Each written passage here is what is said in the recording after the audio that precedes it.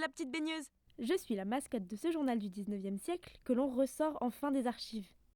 Allez, plongez avec moi.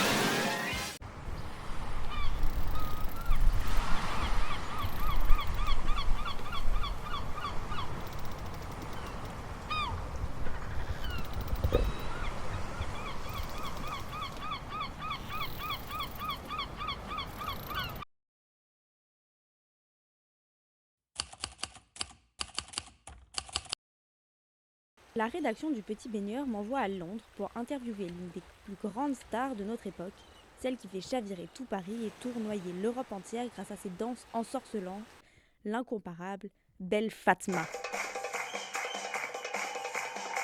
Malgré sa renommée internationale, force est de constater que nous ignorons à peu près tout de la vie réelle de la belle orientale.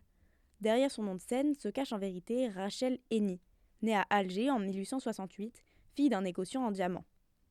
Sa famille s'établit en France métropolitaine vers 1885 et débute une carrière dans le spectacle à Paris 4 ans plus tard à l'exposition universelle de 1889 dans une troupe familiale baptisée le Concert tunisien.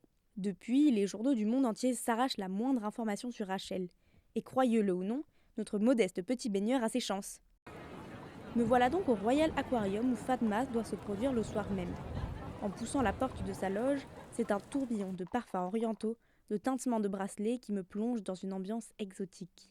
Hélas, j'attends encore, pour finalement apprendre qu'en dépit de notre rendez-vous scrupuleusement fixé, la belle est introuvable. Mais têtu que je suis, je me lance à sa poursuite, convaincu qu'il reste une chance de la débusquer avant que le rideau ne se lève. Stoppé dans mon élan, je tombe sur Monsieur Pierre, le plus fervent adorateur de Fatma, lequel me demande d'un air grave. Savez-vous si elle sera en retard ce soir ? Je ne voudrais pas louper une seule miette de son spectacle. Je sens qu'il va être formidable, même s'il ne pourra pas être mieux que la dernière fois. Quand l'avez-vous vu pour la dernière fois ? Hier ! Je tombe ensuite face au directeur du Royal Aquarium, visiblement agacé. La seule chose que je sais sur Fatma, c'est qu'elle me coûte très très cher. Je la paye 5000 francs par mois. La moindre des choses, c'est qu'elle soit trouvable. Et voilà qu'un machiniste, l'œil pétillant, m'arrête pour m'annoncer qu'il détient un scoop. Le grand secret de la belle Fatma. J'ai entendu dire qu'elle était en fait mi-humaine, mi-poisson. C'est pour ça qu'ils l'ont programmée au Royal Aquarium.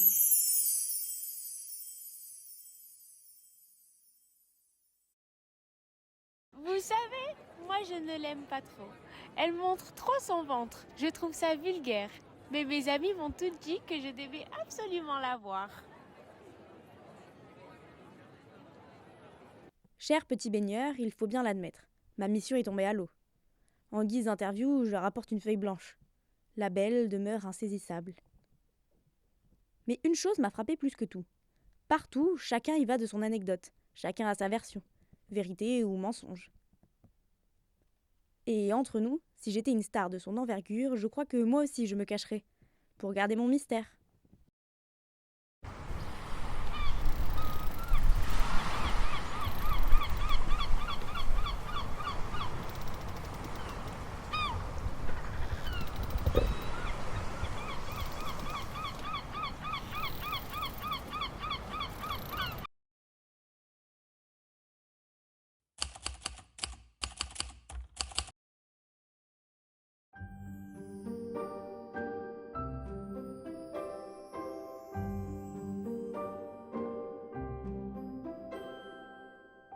Mon très cher petit baigneur, souviens-toi de cette glorieuse époque où nous n'étions guère plus que de jolies taches noires sur un vieux journal, condamné à moisir dans l'indifférence générale.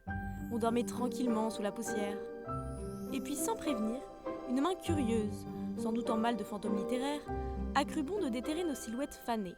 Alors me revoilà réveillée, flottante dans ce siècle tapageur où tout clignote, bip et s'exprime sans savoir écrire. Charmant réveil, ma foi.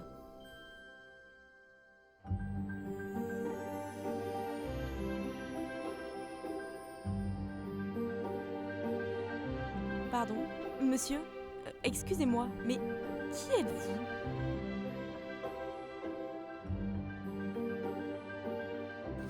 Je m'appelle Didier Travier, je suis conservateur dans cette bibliothèque de Montpellier. Où donc ai-je atterri ? Ce lieu n'a rien de familier.